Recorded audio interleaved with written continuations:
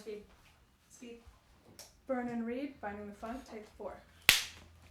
One of the things interesting you say that because it's one thing to have the technology to create beats, which we have, but to learn how to harmonize, you actually need training. Yeah. Yeah, you have to join. You have to either join a choir or start taking choral or what have you. I mean, those things are still happening, but it's the idea of maybe it's because it seems like it's part of a previous generation. Like the whole idea, no, it's unthinkable. Well, actually, it's not unthinkable, but the whole idea of the way singing groups did their thing, they were incredibly choreographed. Like there was a whole thing that the singing groups did, and that started to break down back then. I mean, After New Edition.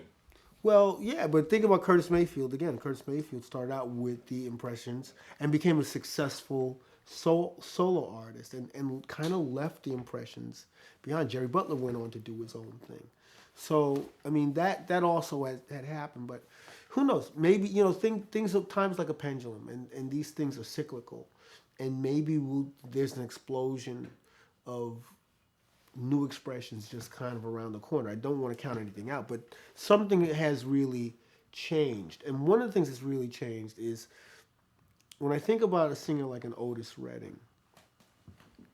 Now, Otis Redding was part of the whole Stax thing. When I think about a cat like Joe Tex, right?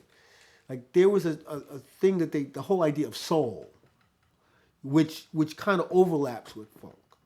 And when you hear an Otis Redding or a Joe Tex, I mean, they're putting it all out on the table. It's on the table. All of it is on the table. And we kind of are not comfortable now with emotionally putting it on the table. The range of emotions that Otis Redding just put out there was, everything from defeat through, really like Sitting on the Dock of the Bay, which is his song that was released after he died. Or a song like Cigarettes and Black Coffee, which is extraordinarily intimate. Like the whole idea of a kind of intimacy. Not just like, I'm going to get with you and we're going to do that. Like, not that, but really being vulnerable.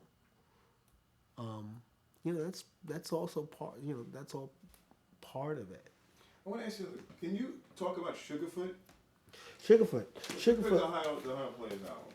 Because, I mean, he's someone who, you talked a little bit about his singing, but talk about the Ohio Players as a band. Well, the thing,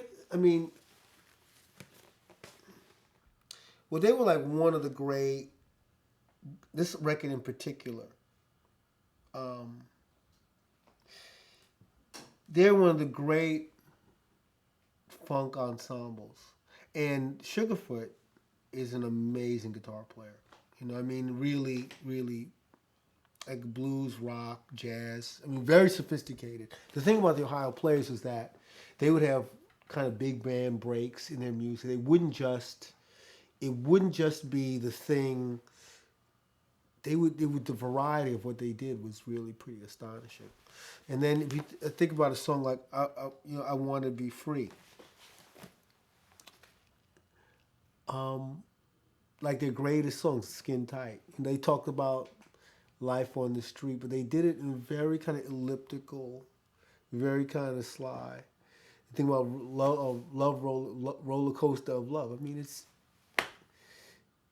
It's incredible. It's incredible songcraft, and it's so. They were able to bond an entire room. It's the kind of groove that, like a whole room could become one rhythm, and they were a kind of band that did that. The bands of the funk era, and they were in competition with each other too. It was no joke. They toured together, and they, like James Brown was competing against Joe Tex. There was, like I said, there was an ecology, and people were pushed to do their best because everybody was going for it. Everybody was gonna, they were gonna pull the crowd. That's how it happened. But you know, things changed. I mean, people forget that there was a band called the Commodores. You know, and then Lionel Richie, emerged out of that, and Lionel Richie's making yow. and that's right, exactly. And that sound showed up. That sound shows up again and again. You know, I mean, Sugarfoot is like maybe the greatest proponent of it, but Sly Stone, I mean, in a way, Larry Blackman, isn't certainly Maurice White, I mean, that showed up. That shows up. We have to find out the root of yow. That's Yow, the Tao of yow, if you will.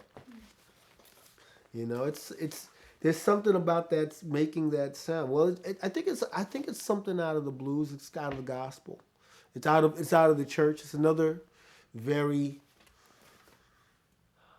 It hits something. It's something about that, because it's not a scream exactly, but it's kind of like a moan, but it's so stylized that it's interesting how that suddenly becomes Roger Troutman, filtering his voice through a synthesizer. Well, we'll talk about that in a minute. Tell me about Zapp and Roger and what you made of them as a band and their use of the technology.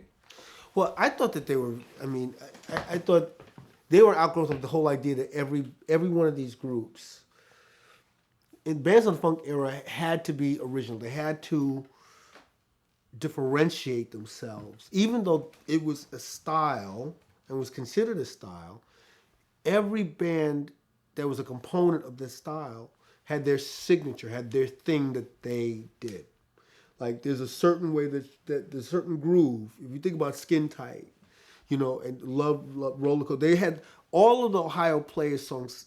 The popular ones had a big riff. They had a funky, cool riff that was defined what they did. With Earth, Wind and Fire, it was the fact that they sang so bloody high. They sang so high, and they also had a certain thing that they did. And of course, Stevie had had a whole thing that he was doing.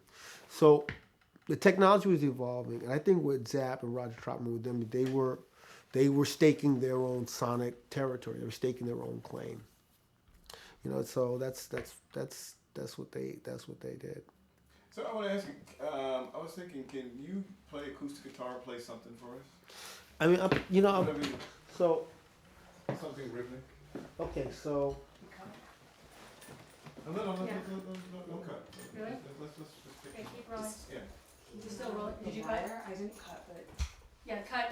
She might want to change